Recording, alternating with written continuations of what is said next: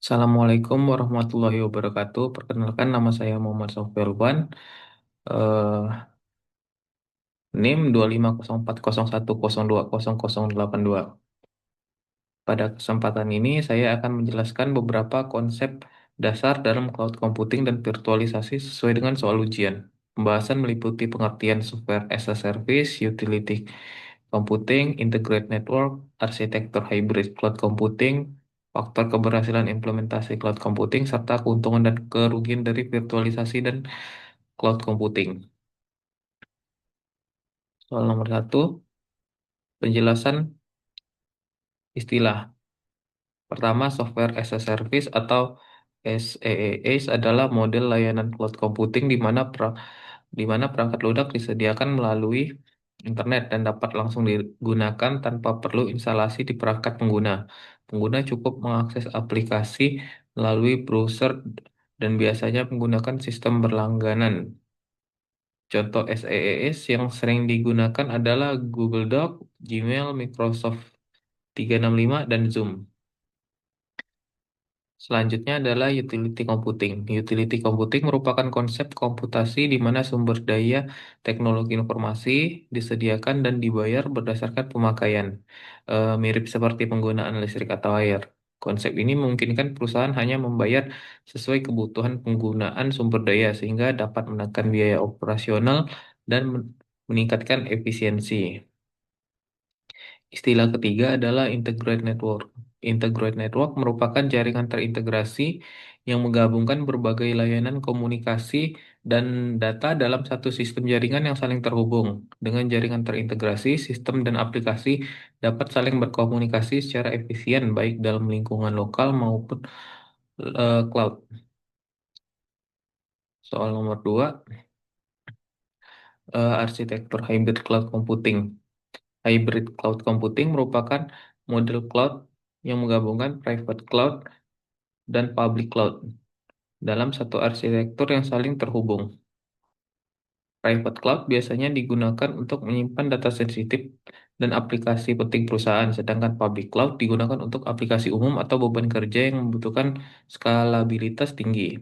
Kedua lingkungan cloud ini dihubungkan melalui jaringan yang aman, seperti VPN atau dedicated connection. Selain itu, terdapat sistem manajemen cloud yang berfungsi untuk mengatur workload, keamanan, serta monitoring sistem. Dengan arsitektur hybrid cloud, perusahaan dapat memperoleh fleksibilitas, keamanan, dan efisiensi biaya secara bersama. Soal nomor 3,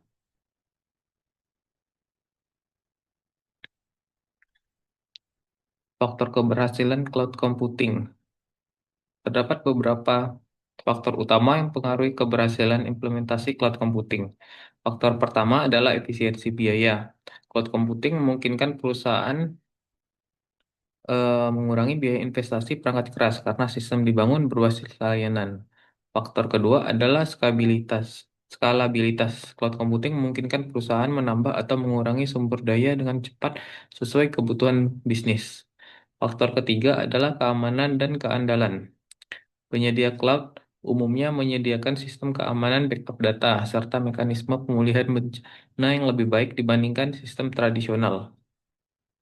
Faktor keempat adalah kesiapan infrastruktur dan sumber daya manusia, infrastruktur jaringan yang baik, serta SDM yang memahami teknologi cloud sangat menentukan keberhasilan implementasi cloud computing. Soal nomor 4, keuntungan dan kerugian virtualisasi dan cloud computing. Selanjutnya saya akan menjelaskan keuntungan dan kerugian dari virtualisasi dan cloud computing. Virtualisasi dan cloud computing memiliki banyak keuntungan. Pertama, penghematan biaya infrastruktur karena perusahaan tidak perlu membeli server fisik sendiri. Kedua, skalabilitas tinggi di mana sumber daya dapat ditambah atau dikurangi sesuai kebutuhan. Ketiga, fleksibilitas akses karena sistem cloud dapat diakses dari mana saja selama terhubung internet. Keempat, efisiensi penggunaan sumber daya karena satu server fisik dapat menjalankan beberapa mesin virtual sekaligus. Kelima, pemeliharaan sistem menjadi lebih mudah karena sebagian besar dikelola oleh penyedia cloud. Keenam, cloud menyediakan sistem backup dan disaster recovery yang lebih baik. Ketujuh, cloud mendukung sistem kerja jarak jauh. Dan kedelapan, deployment aplikasi dapat dilakukan dengan lebih baik. Namun di sisi lain, terdapat beberapa kerugian. Pertama, ketergantungan pada koneksi. Kedua, adanya risiko keamanan dan privasi data. Ketiga, ketergantungan pada penyedia layanan cloud atau vendor login. Oleh karena itu, meskipun cloud computing menawarkan banyak keuntungan, perusahaan tetap perlu mempertimbangkan risiko yang ada sebelum mengimplementasikannya. Demi penjelasan mengenai konsep cloud computing dan virtualisasi yang dapat saya sampaikan, dengan memahami konsep dan penerapan cloud computing, diharapkan perusahaan dapat memanfaatkan teknologi secara optimal untuk meningkatkan efisiensi dan daya saing. Terima kasih atas perhatian Bapak. Wassalamualaikum warahmatullahi wabarakatuh.